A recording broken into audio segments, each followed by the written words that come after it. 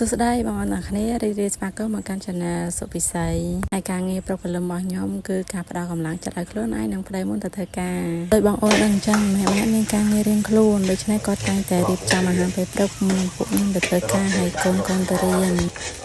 សំខាន់ចំណែកយើងសល់បាយកុំចោលកូនទៅចាស់ហើយយើងសល់ដូចចាក់នេះពីសាអត់ទៅមញ្ញធម្មតាតាំងពីប្រកបលំចាយជៀសវាងការបញ្ចេញអារម្មណ៍មិនល្អដាក់គ្នានៅទង្វើទិញទួយរបស់គ្រួសារខ្ញុំតែធ្វើឲ្យម្នាក់មានស្នាមញញឹមជារៀងរាល់ថ្ងៃអូនហើយក៏មិនភ្លេចញ៉ាំអាហារដែលល្អអាហារធម្មជាតិផ្ទះចំការដែលយើងដាំខ្លួនឯងហ្នឹង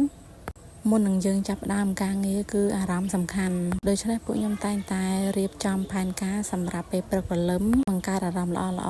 ត្រៀមឲ្យរួចរាល់មិនថាអាហារពេលព្រឹក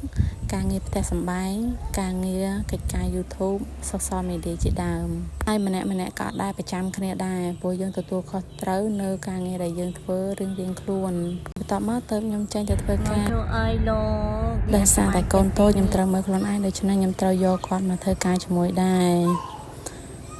ធ្វើទៅក៏ធ្វើទៅខូចក៏ខូចដែរហើយបើអត់មើលទេណាអ្នកនរគ្នារត់ទៅដល់ខ្នល់ដូច្នេះការងារនៅមូលដ្ឋានច្រើនមិនថាការផ្ដល់សេវាការងារនានាពិសេសបច្ចុប្បន្នគឺផ្ដោតទៅលើការផ្ដល់សេវាដោយប្រសិទ្ធភាពទាន់ពេលវេលា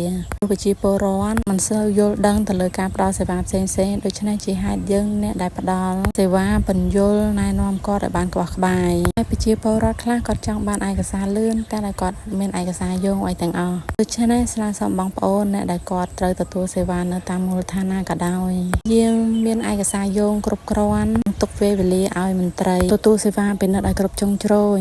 ជៀសវាងបងប្អូនខុសខាតលុយខាតពេលហើយនឹងបញ្ហាសតិអារម្មណ៍ទៀតឯកសារដែលបងអូនយកពីមូលដ្ឋានគឺជាឯកសារចាំបាច់ប្រើមួយជីវិតអូនអើយវល់តែបម្រើសេវារត់ទៅដល់ខ្នល់ណោះអត់មើលបានទេកូនខ្ញុំមកការីពេកហើយ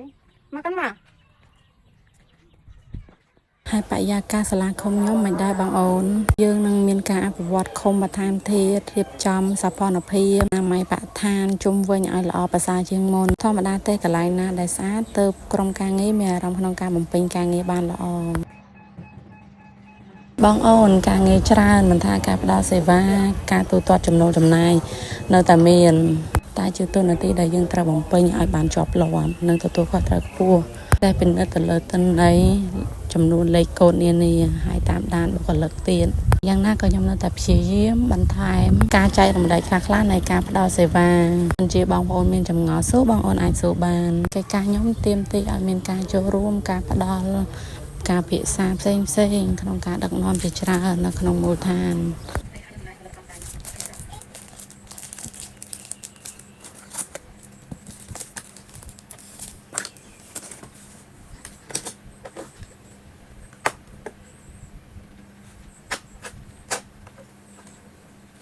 បងអូនពេលខ្លះពេញការងារអត់បានមើលម៉ោងទេតោះតែការងារចប់ទៅអាចចេញទៅផ្ទះបានពួកអត់ចង់ឲ្យការងារស្កេតស្កាព្រោះនៅផ្ទះយើងមានសកម្មភាពការងារជាច្រើនដែលត្រូវធ្វើបន្តទៀត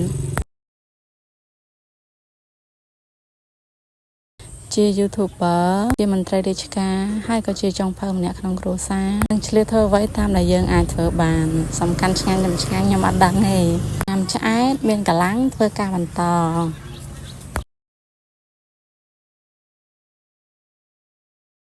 ហើយបងអូននៅអត់បងមហូបនេះហាខ្ញុំចំណាយតាម1000រៀលទេ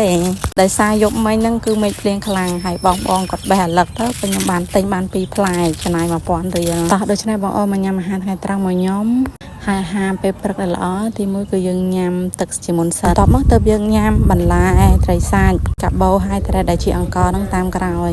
វាជាវិធីសាស្ត្រធ្វើឲ្យសុខភាពល្អរបស់ប្រទេសជប៉ុនគេអនុវត្តកន្លងមករួមជីវិតការគិតគ្រប់ចំណុចគ្រប់ជំហាននៃសកម្មភាពរបស់យើងប្រើពេលវេលាឲ្យល្អអរគុណច្រើន